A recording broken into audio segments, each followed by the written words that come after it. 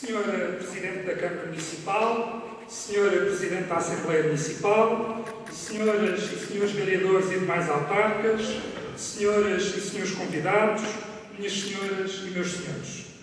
Há 51 anos, um grupo de militares corajosos derrubou o regime autoritário e restituiu aos portugueses a liberdade e a democracia.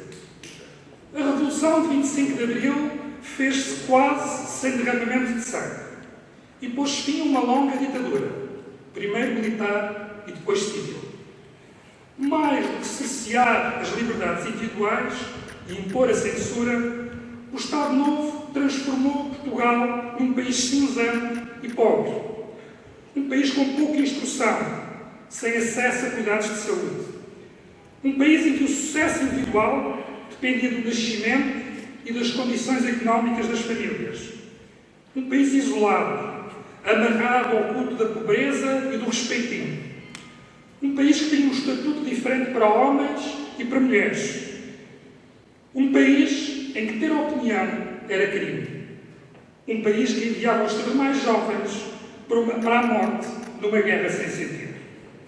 Ao dia de hoje, é possível que estes factos não passem para muitos portugueses de uma página de história. Eu faço parte de uma geração que só conheceu a democracia estável e a Europa dos fundos comunitários, que nunca viveu em ditadura. Por isso, para a minha geração e para as seguintes, talvez possa não ser fácil explicar o legado do 25 de Abril. Sobretudo, quando olhando à nossa volta, continuamos a ver o nosso país longe dos padrões de desenvolvimento dos nossos parceiros. Quando os jovens, mesmo com mais qualificações, têm menos oportunidades de vida do que tiveram os seus pais ou os seus avós. Dos 3Ds, proclamados como objetivos pelo MFA, conseguimos a democracia e a descolonização. Mas teremos falhado o desenvolvimento?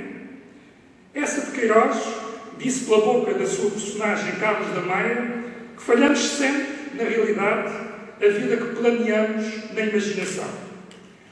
Esta máxima, retirada de um romance que retrata a decadência da monarquia constitucional oitocentista, pode aplicar-se igualmente aos projetos coletivos, aos projetos que fazemos enquanto povo. E aplica-se seguramente aos sonhos que os portugueses tinham no despontar da democracia. Uma análise atenta mostra, porém, que se não conseguimos tudo o que sonhávamos, conseguimos muito, e em muito menos tempo do que muitos outros. Apenas para dar alguns exemplos. Conseguimos que a esperança média de vida tenha aumentado 20 anos após os 65, fruto da melhoria dos cuidados de saúde, permitida pela implementação do Serviço Nacional de Saúde. Conseguimos que a mortalidade infantil baixasse dos 38% para os 3%, e seja hoje das mais baixas da Europa. Conseguimos que o analfabetismo baixasse de quase 26% para quase 3%, fruto da democratização do acesso à educação. Conseguimos que a esmagadora maioria das habitações hoje já tenha infraestruturas básicas, eletricidade, esgotos, saneamento, o que se deve ao trabalho do poder local democrático, também ele, filho de Abril. Isto comparando dados do início dos anos 70 do século XX com dados do início da década de 20 deste século.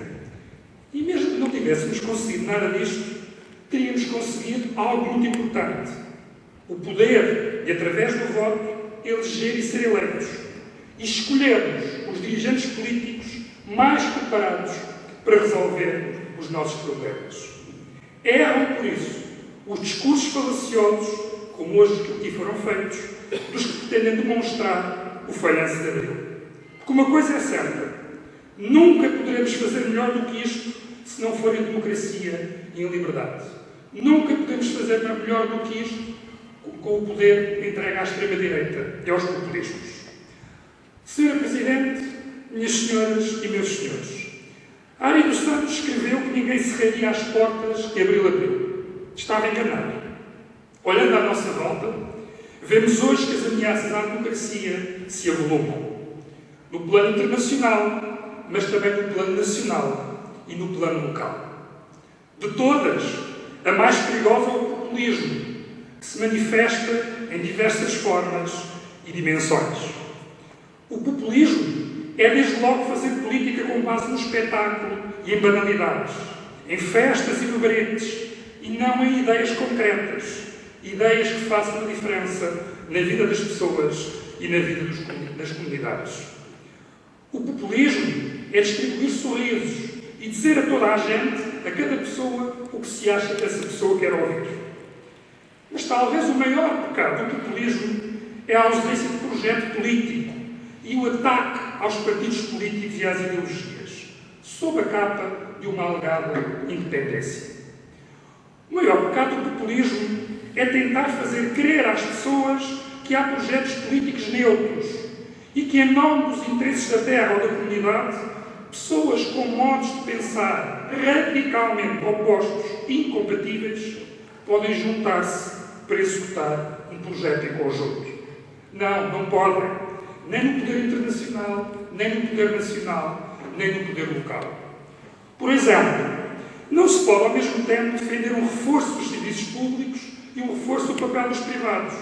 Incrementar a habitação pública e o mercado privado, por exemplo, com o alojamento local. Alocar mais verbas e apoios especiais e cortar impostos. Valorizar a democracia e os restantes antifascistas e ter simpatia pelo Estado Novo. Só há uma maneira de pessoas com ideologias incompatíveis governarem em conjunto, é não fazerem nada. Ou, pelo menos, não fazerem nada em benefício da comunidade. Porque a política não é só feita de coração, mas também de ideias e soluções que só se podem concretizar se não forem contraditórias entre si. No limite, se estivéssemos todos juntos, matava-se a grande vantagem da democracia, que é a possibilidade das pessoas escolherem livremente entre ideias, projetos e modelos de sociedade diferentes. Senhora Presidente, minhas senhoras e meus senhores, 52 anos depois da sua fundação, o PS apresenta-se como sempre foi, o grande partido da esquerda democrática, um projeto de progresso e de transformação social para todos. Estamos onde sempre estivemos e não andamos a saltitar ao sabor das conveniências eleitorais. Somos um referencial de estabilidade e de seriedade, em diálogo e ao serviço com as pessoas, sem espetáculos e em nome de ideias e de projetos.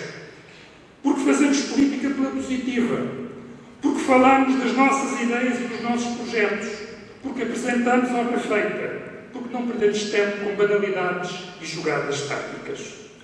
No contexto que atravessamos, não haja dúvidas. Só assim podemos verdadeiramente defender e preservar a democracia.